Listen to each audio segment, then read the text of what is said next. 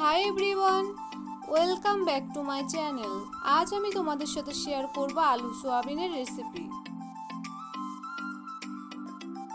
এই রেসিপি তৈরি করার জন্য প্রথমে আমি এখানে একটি পাত্রে নিয়েছি পরিমাণ মতো জল।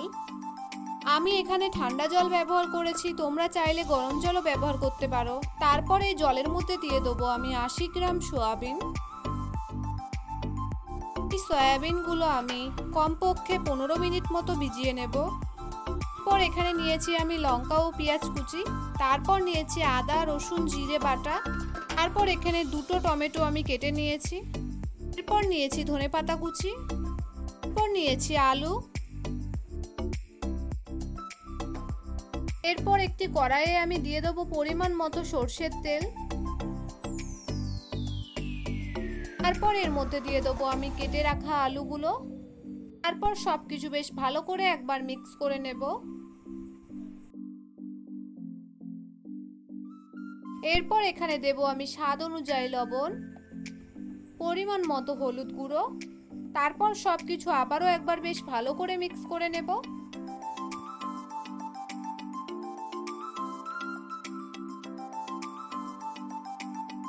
তারপর গ্যাসটাকে মিডিয়াম ফ্লেমে দিয়ে কমপক্ষে আমি 6 থেকে 7 মিনিট ভেজে নেব আলুগুলো। আলুগুলো ঠিক এই রকম লাল লাল হয়ে গেলে তারপর আমি আলুগুলো ছেঁকে ছেঁকে তুলে নেব একটি পাত্রে।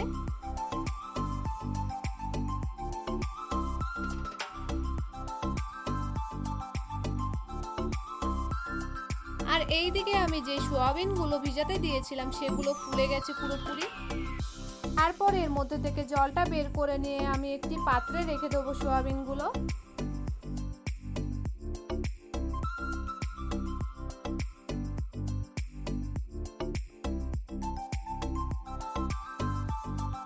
সব সোয়াবিন থেকে আমার জল বের করা হয়ে গেছে।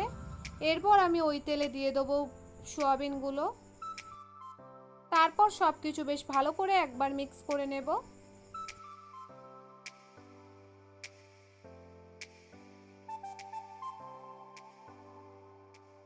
এরপর আমি এর মধ্যে দেব স্বাদ অনুযায়ী লবণ, দিয়ে আবারও সবকিছু বেশ ভালো করে মিক্স করে নেব।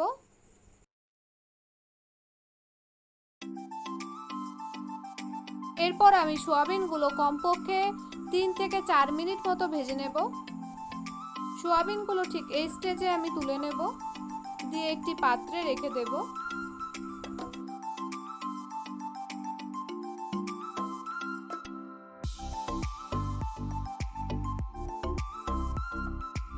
এরপর ওই কড়াইয়ে দিয়ে দেবো আমি পরিমাণ মতো সর্ষের তেল।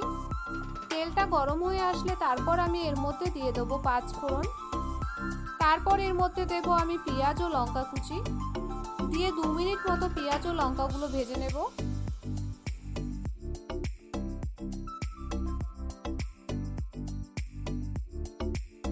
পেঁয়াজ ও লঙ্কাগুলো একটু লাল লাল হয়ে গেলে তারপর আমি এর মধ্যে দিয়ে দেবো মশলাগুলো, আর দেব অল্প মশলা ধোয়া জল, দিয়ে সবকিছু বেশ ভালো করে মিক্স করে নেব।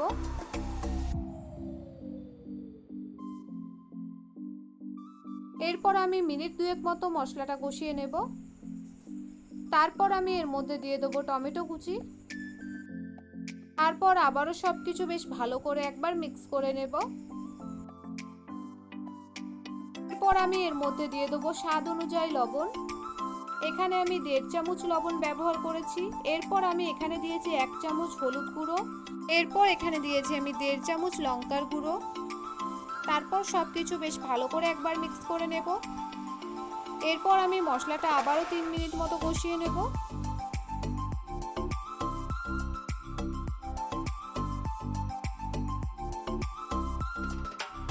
টমেটোগুলো যখন একটু গলা গলা ভাব তৈরি হয়ে যাবে তারপর আমি এর মধ্যে দিয়ে দেবো ভেজে রাখা আলু ও সয়াবিনগুলো, দিয়ে সবকিছু বেশ ভালো করে একবার মিক্স করে নেব।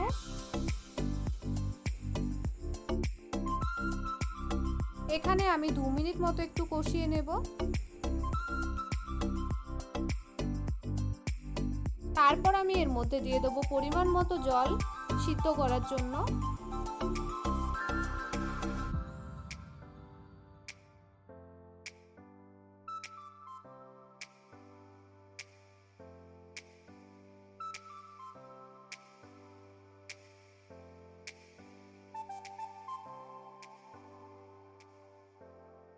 এরপর আমি 8 মিনিট মতো ফুটিয়ে নেব। এই স্টেজে দেখে নেবে একবার যে আলুগুলো সিদ্ধ হয়ে গেছে নাকি। তারপর আমি এর মধ্যে দিয়ে দেবো ধনেপাতা কুচি। তারপর সবকিছু বেশ ভালো করে একবার নেড়ে চেড়ে নেব।